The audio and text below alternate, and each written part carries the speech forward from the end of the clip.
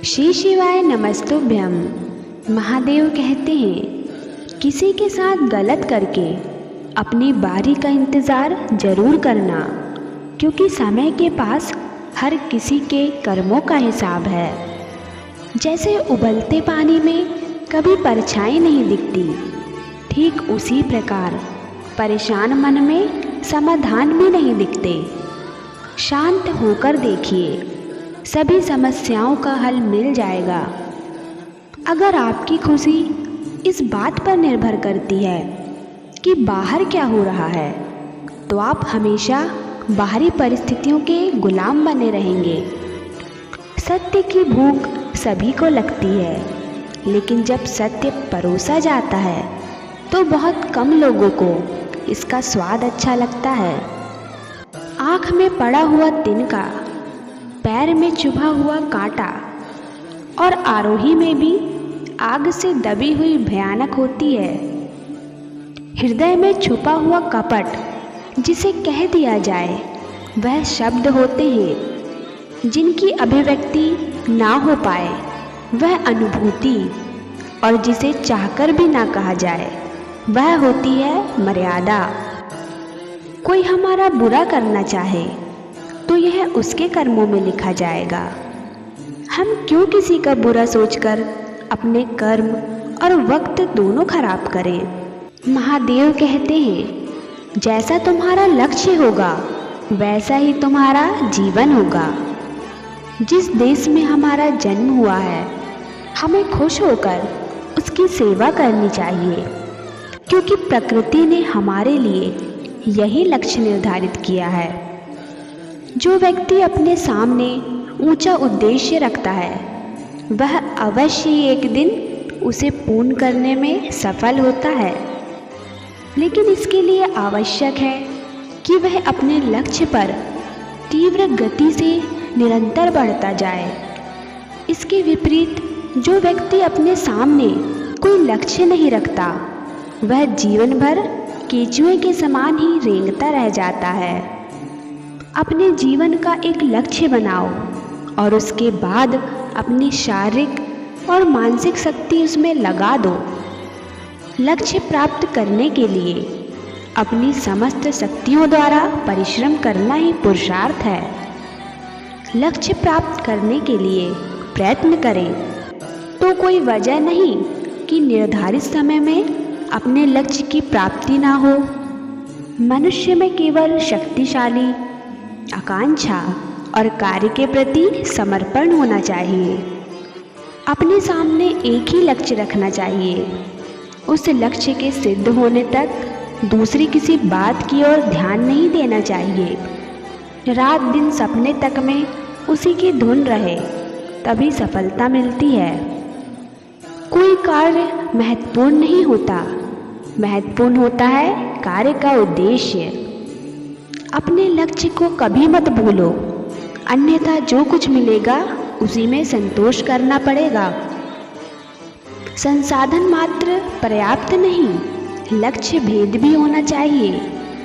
धन, साधन, समय, कर्म तथा स्नान, इन पांचों का स्पष्ट विचार करके किसी कार्य में प्रवृत्त होना चाहिए। खुशामद और खराब कार्य एक ही समान है, दोनों से मंजिल पर नहीं पहुंचा जा सकता। जिसका उद्देश्य ऊंचा है, उसे अरा मतलबी और लोकप्रियता से बचना चाहिए।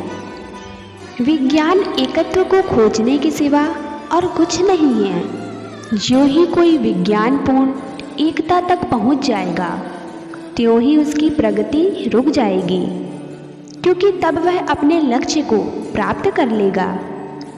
जो व्यक्ति काम में अरुचि रखे, पूरे दिल से कार्य न करे, जिनके पास उद्देश्य ना हो और जिनका मन चंचल रहता है, वह दृढ़ता से उद्देश्य पूर्ति में नहीं लगे रह सकते।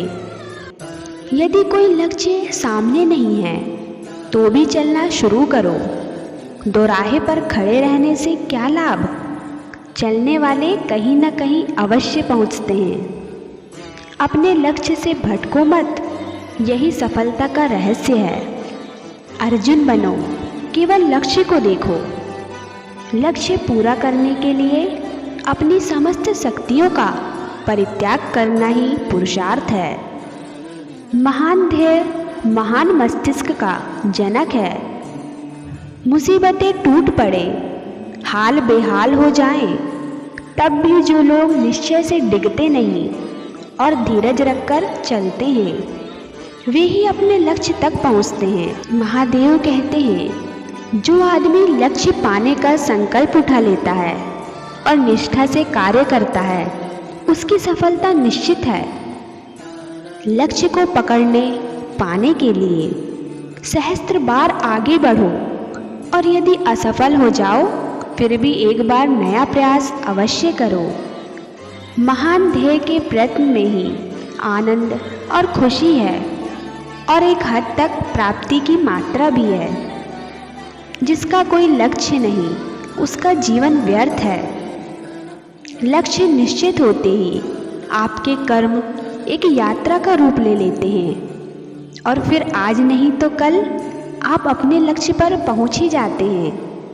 उठो, जागो और तब तक चलते रहो जब तक लक्ष्य प्राप्त ना कर लो। महादेव कहते हैं, अच्छे लोग पहले मर जाते हैं जबकि बुरे लोग देर से मरते हैं। अपूर्व बुद्धि वाले पैदा होते हैं, उन्हें पैदा नहीं किया जाता। अपनी प्रसिद्धि, मृतक बुजुर्गों की इज्जत हम उनके बताए हुए रास्ते पर चलकर ही कर सकते हैं। असली खुशी, मेरा यकीन कीजिए, एक गंभीर मामला है। अन्याय सहना अन्याय करने से अधिक अपमानजनक है।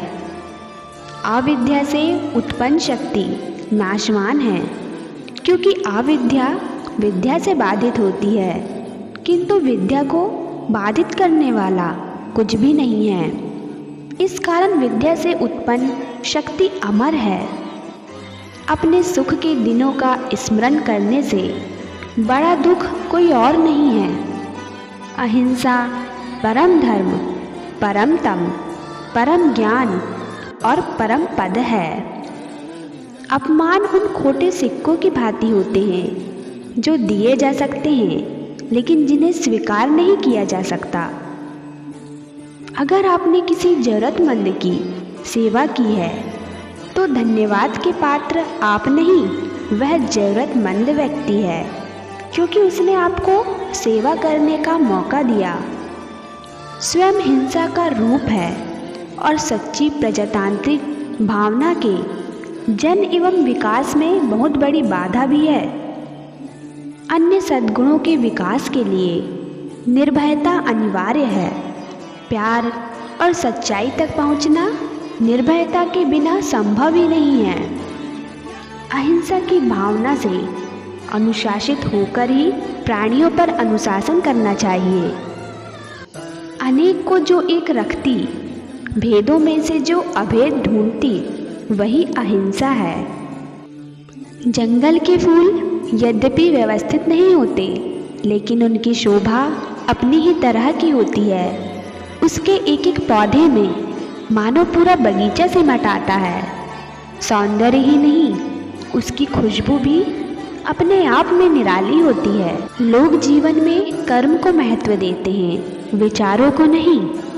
ऐसा सोचने वाले शायद यह नहीं जानते कि विचारों का ही स्थूल रूप होता है। कर्म अर्थात किसी भी कर्म का चेतन अचेतन रूप से विचार ही कारण होता है। जनाति इच्छित यतते, जानता है, विचार करता है, इच्छा करता है और फिर प्रयत्न करता है। यह एक ऐसी प्रक्रिया है जिसे आधुनिक मनोवैज्ञानिक भी स्वीकार करता है। जानना और इच्छा करना विचार के ही पहलू हैं। आपने यह भी सुना होगा कि विचारों का ही विस्तार है। आपका अतीत, वर्तमान और भविष्य, दूसरे शब्दों में आज आप जो भी हैं, अपने विचारों के परिणाम स्वरूप भी हैं और भविष्य का निर्धारण आपके वर्तमान विचार ही करेंगे। तो फिर उज्जवल भविष्य की आकांक्षा करने वाले आप शुभ विचारों से अपने दिलों, दिमाग को पूरित क्यों नहीं करते? खंजर की क्या मजाल जो एक जख्म कर सके, तेरा ही है ख्याल कि घायल हुआ है तू। आज की इस वीडियो में इतना ही। आशा करती हूँ आपको वीडियो अच्छी लगी होगी। अगर अच्छी लगी हो तो वीडियो को लाइक करें और मेरे चैनल को सब्सक्राइब करें। भोलेनाथ आपकी सभी मनोकामनाएं पूरी करें। धन्यवाद। हर हर महादेव।